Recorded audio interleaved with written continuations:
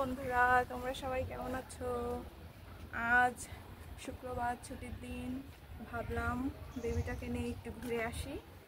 তো আজ আমরা এসেছি কুষ্টিয়া শহরের পাশেই আলাউদ্দিননগর আলাউদ্দিন পার্কে।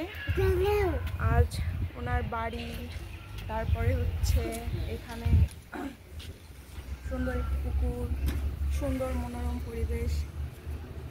দেখুন কত সুন্দর এই জায়গাটা। আপনাদের এই জায়গাটা আজকে ঘুরে দেখাবো। আপনারা চাইলে এখানে আসতে পারেন। দেখুন এটা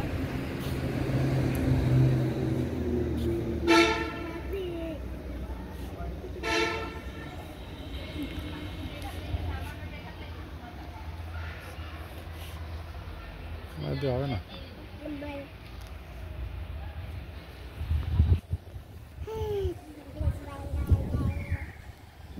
বেড়াবি